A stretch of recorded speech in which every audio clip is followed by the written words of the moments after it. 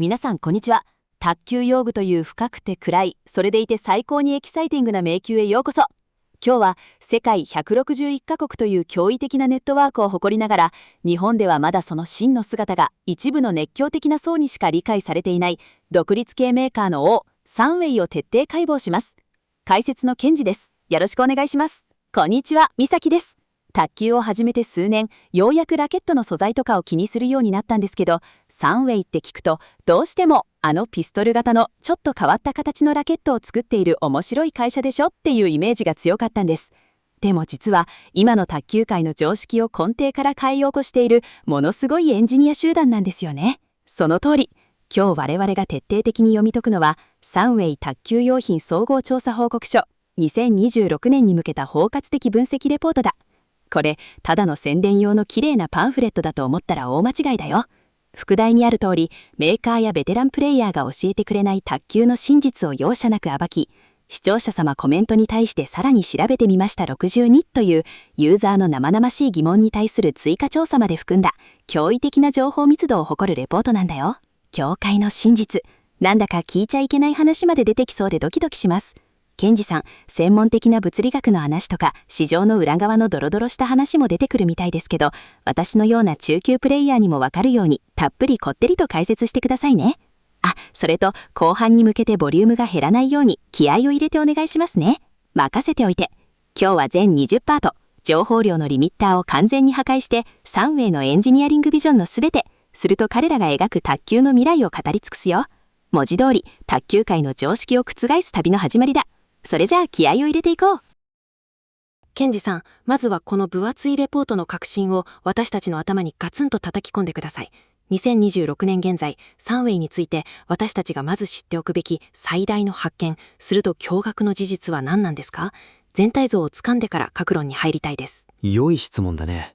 サマリーとして挙げるべきポイントは大きく3つに集約される。これこそがレポートの土台となる部分だ。1つ目は彼らが独立系インディペンデントであることの真の価値。多くの中国メーカーがかつての国営企業の流れを組む中で、サンウェイは完全な民間企業としてスタートした。これが既存のしがらみやブランド量、すると過度な広告宣伝に頼らない実力主義の価格設定と常識外れの R&D を可能にしているんだ。2つ目は独自技術のイーブン構造。これが40プラスプラスチックボール時代におけるエネルギー伝達の物理的な最適解であることが膨大な物理シミュレーションと実打テストによって証明されている点だね。性能を極限まで高めつつ、無駄なコストを徹底的に削ぎ落とした結果があの驚異的なコスパなんですね。安かろう悪かろうという私たちが長年抱いてきた偏見を根底から破壊していると。でもそれだけで世界161カ国まで広がりますか？そこが3つ目のポイント。オンライン直販 D2C を軸としたグローバルサプライチェーンの完成だ。これにより工場直送の鮮度と価格で世界161カ国のプレイヤーが最高品質の用具を手にできるようになった。レポートでは北京の科学技術園区にある本社と河北省の自社工場、天津市のマーケティング部門がいかに精密に連携しているかを詳細に分析している。私は断言するけど、サンウェイは卓球界のテスラだ。既成概念を壊し、技術で市場を塗り替えている。エグゼクティブサマリーが示すのは単なる企業の成功じゃない。卓球用具の適正価格と真の性能の再定義なんだ。これから各パートでそのエビデンスをこれでもかというほど提示していくよ。耳の穴をかっぽじって聞いてくれ。ここからはさらに深く掘り下げていきます。まずはサンウェイのルーツについて。1993年設立ということですが、もう30年以上の歴史があるんですね。失礼な言い方になっちゃいますけど、最初から今のようなエンジニア気質な会社だったんですか？それとも途中で路線変更したんですか？その疑問に答えるには、創業者の蘇志明氏の人生そのものを知る必要がある。彼はバリバリの技術者でありながら、自分自身が熱心国を忘れるほどの卓球狂があったんだよ。彼は1990年代初頭の市場にあるラケットを手にしたとき、強烈な怒りにも似た違和感を覚えた。なぜラケットは人間の身体構造をこんなに無視しているのか。なぜ素材の反発はこれほどまでに不均一で予測不能なのか。これがアバウトサンウェイという公式コーポレートドキュメントに記された彼らの闘争の始まりなんだ。既存の道具に不満を持った技術者が自分の理想を形にするために会社を作っちゃったわけですね。でも北京の小平区にある科学技術園区に本社を置くって普通のスポーツ用品メーカーの感覚じゃないですよね。IT 企業とかバイオ企業みたいな立地じゃないですか。そこがサンウェイをサンウェイたらしめる最大のポイントなんだよ。バイオテクノロジーや IT のハイテク企業が集まる場所に本社を構える。つまり彼らにとって卓球ラケットは木の板ではなく、精密に設計された物理デバイスなんだよ。河北省にある広大な自社工場もただの町工場だと思ったら大間違いだ。最新の CNC 加工機が整然と並び、温度湿度管理が徹底されたハイテク生産拠点なんだ。エンジニアがエンジニアのために作る卓球用品。このビジョンが後のピストル型ラケットや多層カーボン技術という独創的なイノベーションを生む唯一無二の土壌になった。歴史を重んじつつも常に最新の科学でそれを上書きしようとする姿勢。これこそが独立系メーカーとしてのサンウェイの魂なんだ。蘇氏名士のあの時の怒りが今の技術革新の飾りになっているんだよ。レポートにあるエクイプメントシュッドサーブザプレイヤーという言葉、直訳すると機器はプレイヤーに使えるべきものですよね。これって綺麗事のように聞こえますけど、具体的にどんなシビアな運営戦略につながっているんですか？ビジネスとして成り立つの？はは、美咲ちゃんも鋭くなってきたね。その通り、これは超現実的な戦略なんだ。多くの大手メーカーはスター選手に数億円の契約金を払ってその看板で製品を売る。そのコストは当然私たちが買う製品価格に上乗せされるよね。これを私はブランド性と呼んでいる。でもサンウェイは違う。彼らはその宣伝費であるなら1円でも安く1ミクロンでも精度の高いラケットをプレイヤーに届けたいと本気で考えているんだ。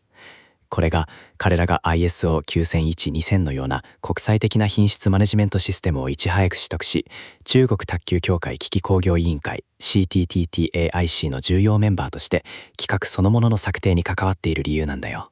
派手な宣伝よりも品質管理や信頼性の向上に直接お金を使っている。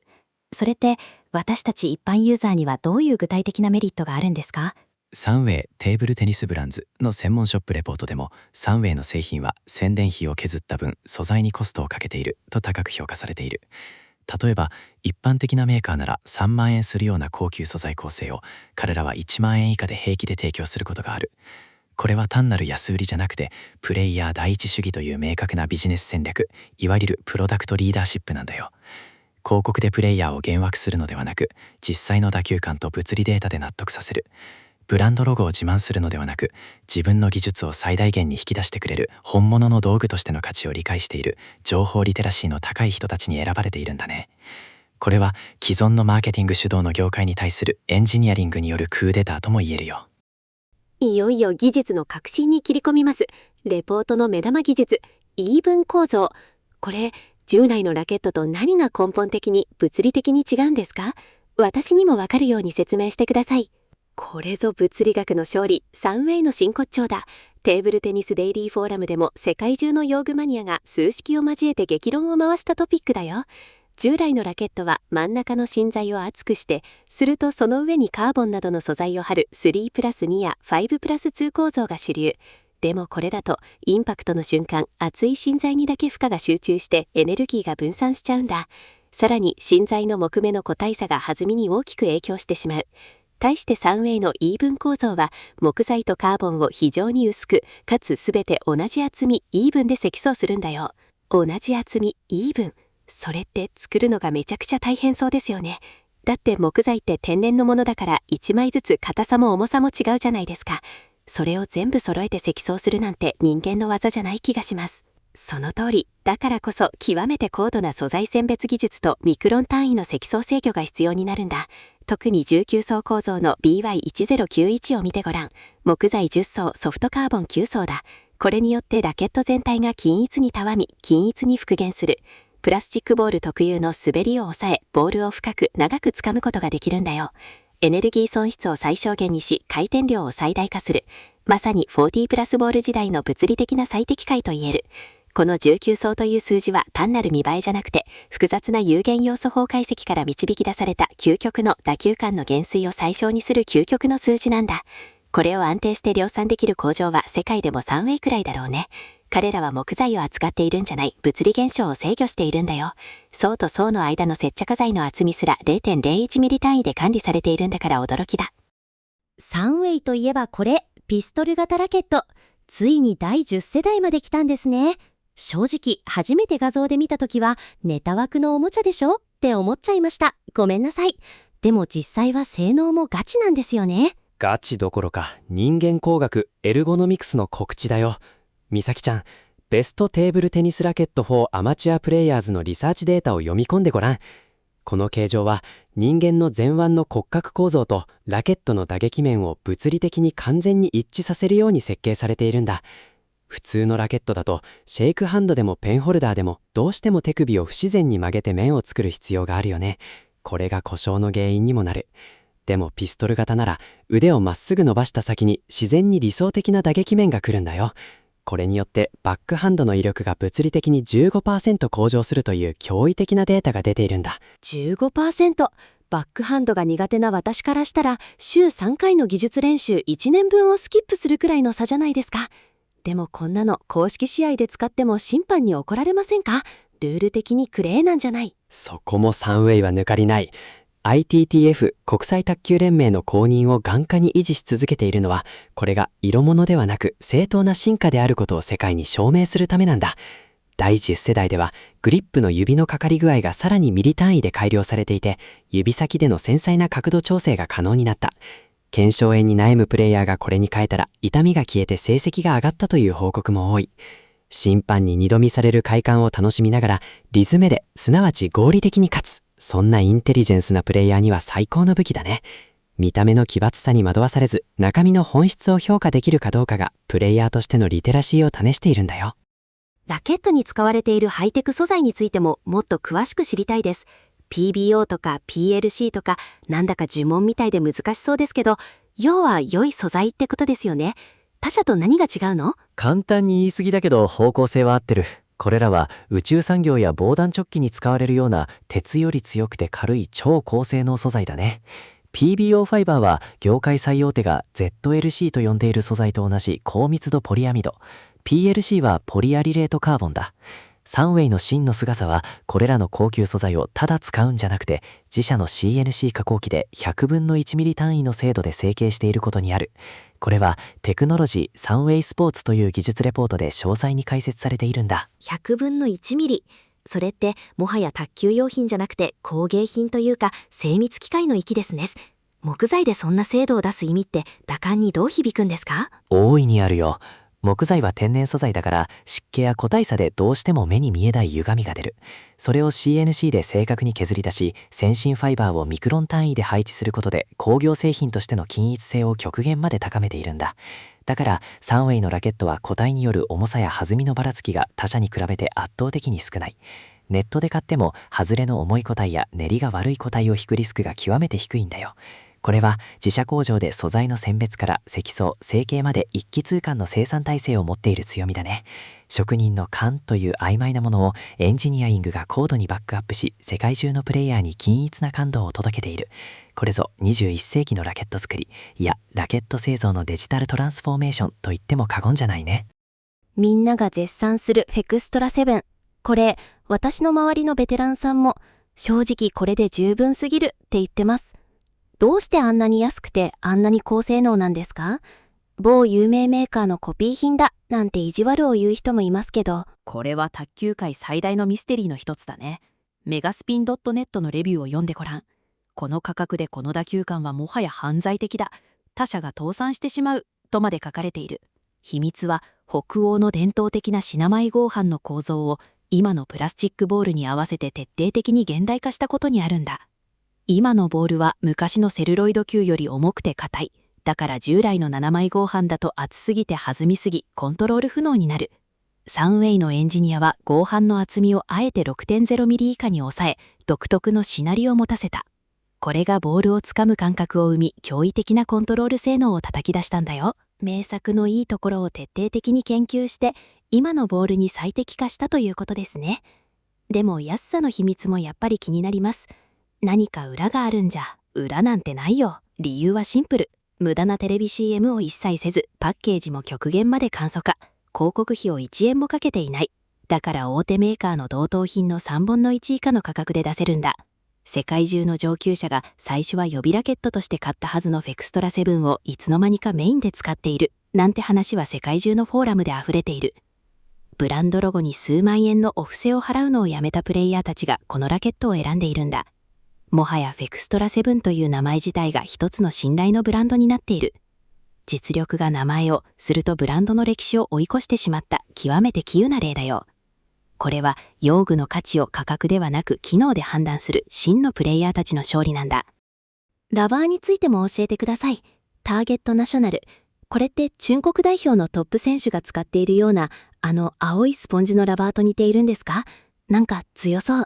鋭いね、美咲ちゃん。いわゆる小強や国強といった中国粘着ラバーの頂点に対抗して一般プレイヤー向けにその性能を開放したモデルだ。最大の特徴は超粘着性のトップシートとサンウェイが独自開発したブルーケークスポンジの組み合わせ。従来の中国製粘着ラバーはカチカチに硬くて専門の補助剤ブースターを塗らないとまともに飛ばなかった。でもこのラバーは補助剤なしでも最初から高い反発力を発揮するようにスポンジの基本サイズが精密に設計されているんだよ。それ、私たち一般プレイヤーには最高にありがたいですね。補助剤はルール的にグレーな部分もあるし、何より塗るのがめんどくさいですから、経済的なのも助かります。まさにプレイヤーの利便性を最優先した結果だね。サンウェイターゲットナショナルレビューによると、このラバーはインパクトの瞬間にスポンジが深く食い込み、粘着シートが強烈な回転をかける。カウンタードライブの威力は他社の数倍する高級ラバーを凌駕することもある。しかも寿命が異様に長いのもサンウェイラバーの特徴だ。性能を維持するための特殊な配合がシートの酸化を防いでくれる。高品質な粘着ラバーをすべてのプレイヤーの手に届けた。サンウェイが卓球界に残した功績は計り知れないよ。これを使えば、あなたも中国のトップ選手のような血を吐い加速するドライブを放てるようになるかもしれない。そして、2026年現在の主力商品であり、エンジニアリングの育意を集めたのがこのギアハイパーだ。これはレブスピン .net でも満点に近い異常なほどの高評価を受けているんだけど、最大の特徴は表面のピクセル処理にあるんだよ。ピクセル処理。なんだかデジカメとかパソコンみたいな響きです。どうしてラバーにそんなことをするんですか？見た目がデジタルになるんですか？見た目じゃない、摩擦力だよ。雨の日や湿気の多い体育館でボールが滑った経験はないかな？あの滑りを物理的な表面積の拡大と摩擦係数の向上で強引に防ぐための技術なんだ。ミクロン単位の凹凸がボールをがっちりとつかむ。さらにすごいのは、スポンジ高度が今や37度、38度、39度とわずか1度刻みで用意されていることだね。これは一般プレイヤーにもトッププロと同じ繊細な選択肢を与えるべきだというサンウェイの強いこだわりなんだよ。1度刻み、プロ選手しか注文できないようなこだわりが普通のプレイヤーも選べるってことですね。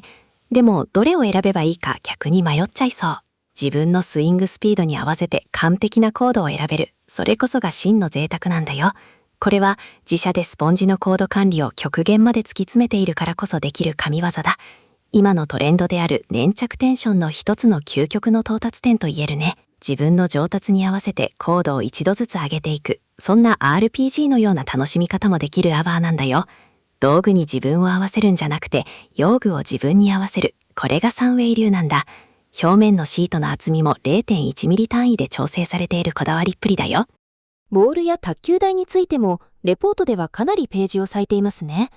ラケットやラバーに比べると地味な気がしちゃいますけど、そんなに語ることがあるんですか？地味？とんでもない。こここそがサンウェイのインフラ力の凄さなんだよ。彼らの ABS-HD 高密度ボールは、その圧倒的な信頼性の高さから英卓球協会にも採用されている。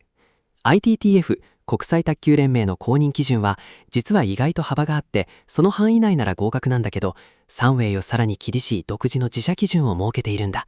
深エンドの偏差、つまり球体の歪みを 0.15 ミリ以下に抑えるために、全自動のレーザー測定器を生産ラインにぶち込んでいるんだよ。ボール1個数十円のものにレーザー測定ですか？執念というかちょっと怖いですね。でもそんなに差が出るものなんですか？プロフェッショナルテーブルテニスボール ABS-HD の技術解説によると、この精度があるからこそ不自然な揺れやブレのない完全に予測可能なバウンドが実現するんだ。卓球界も同じだよ。河北省の工場にある全自動生産ラインは1ミリの狂いもなく天板をカットし、すると表面を多層塗装して均一な摩擦係数を実現している。卓球を運の要素を徹底的に排除した真の物理スポーツにするために、彼らは道具の個体差をゼロに近づけようとしているんだ。これはもはやスポーツメーカーというより高精度の計測器メーカーに近い思想だね。用具のせいで負けるという言い訳を物理的に不可能にしているんだよ。卓球台のバウンド音まで周波数解析して均一性を保っているんだから、もはや狂気の沙汰だね。接着剤やクリーナーまで自社製というのは本当に驚きです。普通は OEM、相手先ブランドによる生産とかで、中身はどこも一緒っていうのがこの業界の常識だと思ってました。そんなところまでエンジニアリングしてるんですか？サンウェイに普通という言葉は存在しないよ。自社で開発製造するからこそ、ユーザーのかゆいところに手が届く工夫を加えられるんだ。例えば水溶性接着剤。多くのメーカーは市販のゴム系接着剤を適当に転用しているだけだけど、サンウェイはラケットの繊細な木材繊維を傷めず、かつラバーを剥がすときに膜がペリペリときれいに剥がれる独自の被膜形成技術を持っている。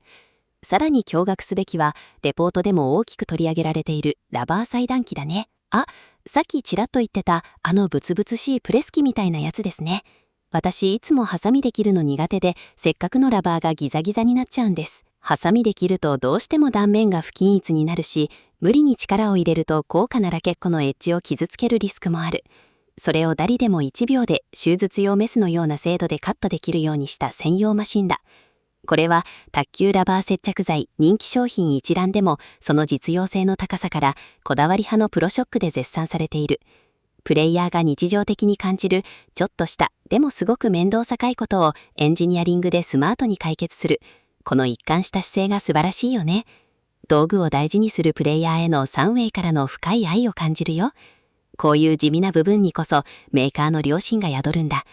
さらにロボットサーバー卓球マシンの首振り角度も0.1度単位で設定できるモデルを開発中という情報もあるよ。世界161カ国、テレビ CM とか世界選手権の大きな看板広告とかあんまり見たことないのに、どうやってそんなに世界中に広まったんですか？ SNS のインフルエンサーとかを大量に使っているんですか？秘密はグローバルハイブリッド流通戦略という非常に現代的な仕組みにあるんだ。彼らはアリエクスプレスなどの e コマースを黎明期から活用し、工場から世界中のプレイヤーの玄関先へ製品を直送する仕組みをいち早く完成させた。これで中間業者のマージンを徹底的にカットし、スレとブランド料という巨色を排除したんだよ。一方で、インドのフェリックスビジネスベンチャーズのような強力な現地パートナーとは深く提携して、現地のプレイヤーが今何を求めているのかという生の声を吸い上げ、製品開発にフィードバックしているんだ。ネットでの気軽さと現地での専門性を両立させている今時のやり方ですね。かっこいい。そう、レポートによれば2025年以降、欧米や東南アジアでの成長率は年率 20% を超えている。マーケティングの力で無理やり流行らせるのではなく、実際に使ったプレイヤーがその性能と価格のギャップに驚き、コミュニティやフォーラムで勝手に広めていく。この製品主導型成長 PLG こそが、サンウェイが世界中で賢いプレイヤーの賢明な選択として定着した理由なんだ。2026年にはさらに新興国でのシェアが爆発的に拡大すると予測されている。もはや無視できない卓球界のダークホースならぬ主役になりつつあるんだね。物流倉庫の自動化も進んでいて、注文から発送までのリードタイムを従来の半分に短縮したというデータもあるよ。私たち日本のプレイヤーはどうでしょう？やっぱり街のスポーツ店で見かけないのが一番のネックかも。もっと普通に買えるようになればいいのに。日本ではまだ高いラケットイコール良いラケットという高級ブランド振興、あるいは歴史があるメーカーイコール安心というバイアスが根強い。でも情報感度の高いプレイヤーはすでに動いているよ。公式サイトからの個人輸入やアリエクスプレスの公式ストアでの購入が今や主流だ。でも一番のおすすめはワールドラバーマーケット WRM さんのようなサンウェイの性能を物理的に正しく理解し、日本語でマニアックに解説してくれる専門店を通じることだね。 WRM さんの動画、私もよく見ます。店長さんが熱く語るとなんだか欲しくなっちゃいますよね。彼らが販売しているターゲット極薄ナーカは、サンウェイの技術と日本のプレイヤーの細かいでも切実なニーズが合体した大成功例だ。また本当にこだわりたいプレイヤーは海外の代理店経理で重量指定サービスを利用しているんだよ。 88.5g の個体を送ってくれなんていう無茶な要望に生産管理が徹底されているサンウェイならお答えてくれることもある。賢く買えば最高峰の用具を10台の半額以下で手に入れられる。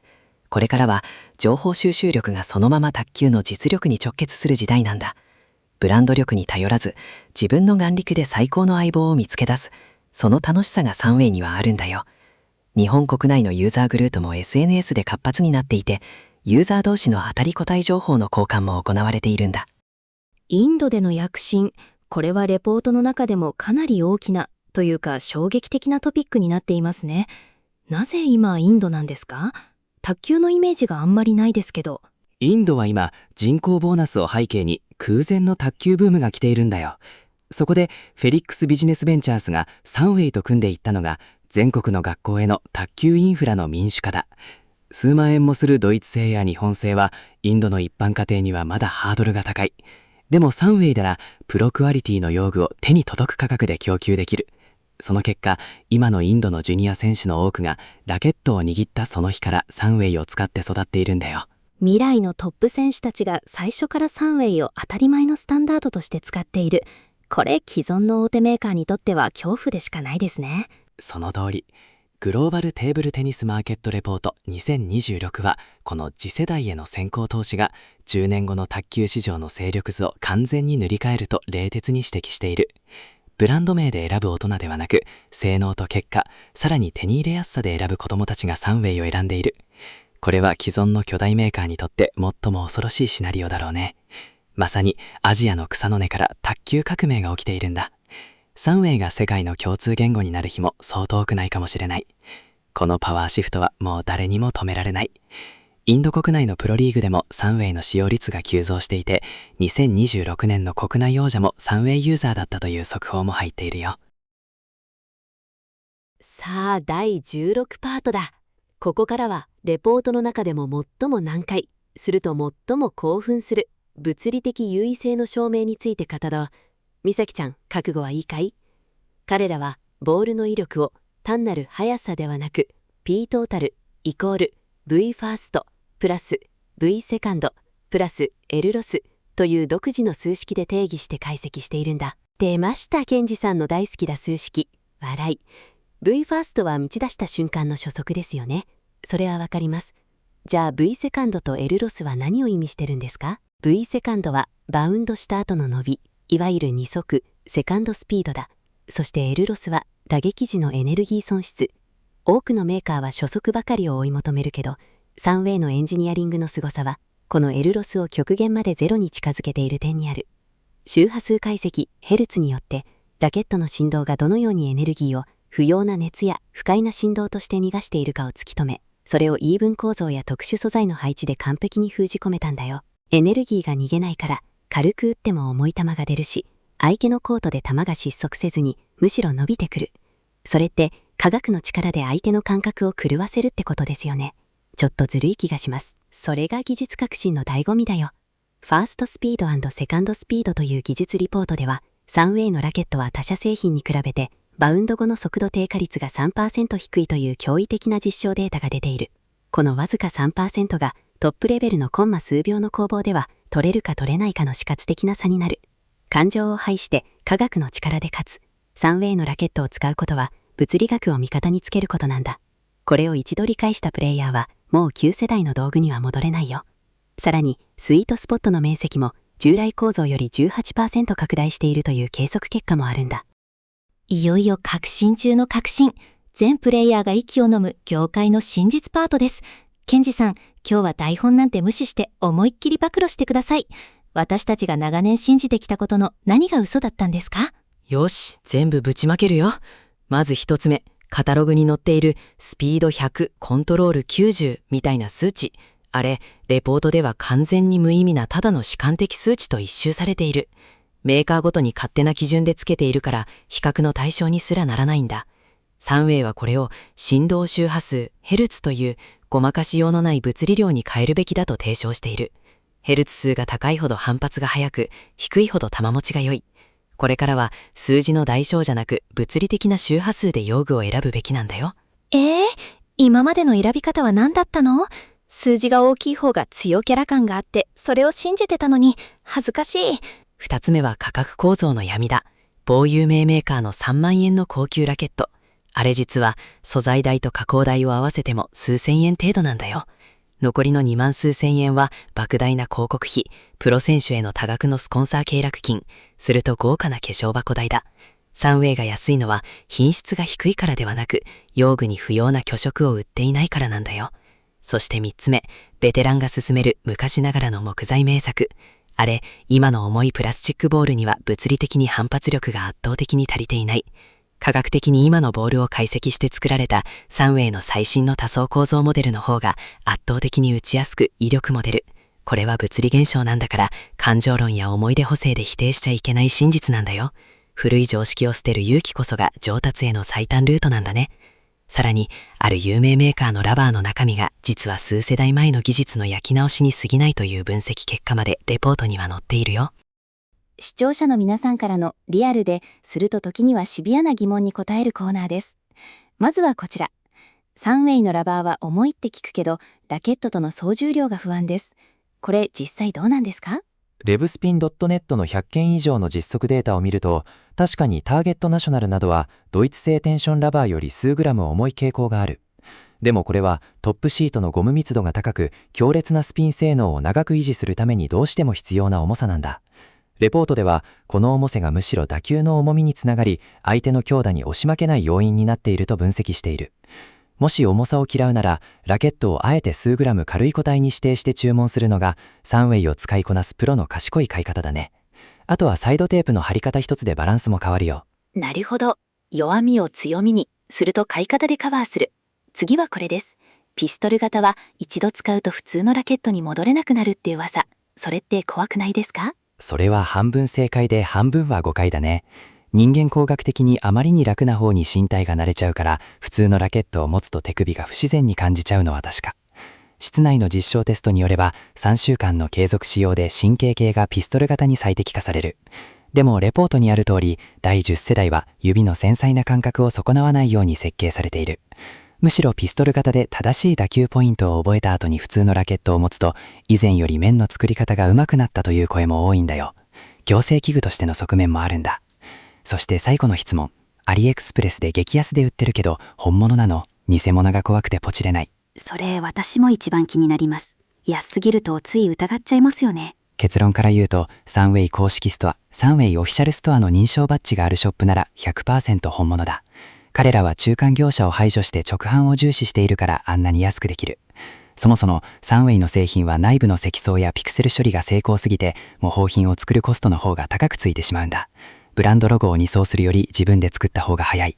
だから公式マークさえ確認すれば安心してその驚異的なコスパを享受していいんだ。賢い消費者であることがサンウェイを楽しむ第一歩なんだよ。工場から出荷された時の検品スタンプの日付までチェックするマニアもいるくらいだよ。全20パートの長旅もいよいよクライマックスだ。みさきちゃん、サンウェイというメーカーに対する景色、どう変わったかな？もう全然違います。最初は面白い中国の会社だと思ってましたけど、今は卓球を物理学と人間工学で真面目に捉えて、プレイヤーのために既存の構造をぶち壊そうとしている、すごく硬派な科学者集団なんだってわかりました。その通りだね。2026年、サンウェイはさらに加速するよ。AI を駆使してプレイヤー一人一人のスイングを解析し、最適な積層構造を提案する完全パーソナライズラケットの市販化ももう射程圏内だ。ブランドの名前で選ぶ時代は終わり、物理法則と自分の感覚で選ぶ時代へ。これは単なる用具の進化じゃない。卓球というスポーツそのものの民主化なんだよ。最高峰の用具を平等な価格で手にできる。そんな未来を彼らは本気で作っているんだ。その熱量は2026年以降さらに高まっていくはずだよ。リサイクル素材を用いたサステナブルラバーの開発計画も進行中だ。最後のアドバイスだ。君がもしもっと強くなりたい、卓球という競技の真実を深く理解したいと心から願っているなら、今すぐブランドロゴの呪縛から逃れて、サンウェイの扉を叩いてみてほしい。3万円のラケットを買うお金があるなら、サンウェイで1万円の最高級品を買い、残りの2万円でレッスンを受けるか練習してほしい。それが本当の意味で自分を物理的に強くするための最も賢いお金の使い方なんだよ。自分の卓球をエンジニアリングし直すっていうことですね。なんだか新しい希望が湧きてきました。ワクワクが止まりません。詳細は公式サイトの技術セクションを読み込んでみて、サンウェイのエンジニアたちが君の挑戦を待っているよ。後半までしっかり聞いてくれてありがとう。君の卓球が劇的に変わることを確信しているよ。今日は本当に情熱的な解説をありがとうございました。こちらこそ、皆さんの卓球ライフがサンウェイの技術によってもっとエキサイティングなものになることを願っています。それでは、またどこかのコートで。さようなら、さようなら。私も今すぐピクセル処理を体感しに行ってきます。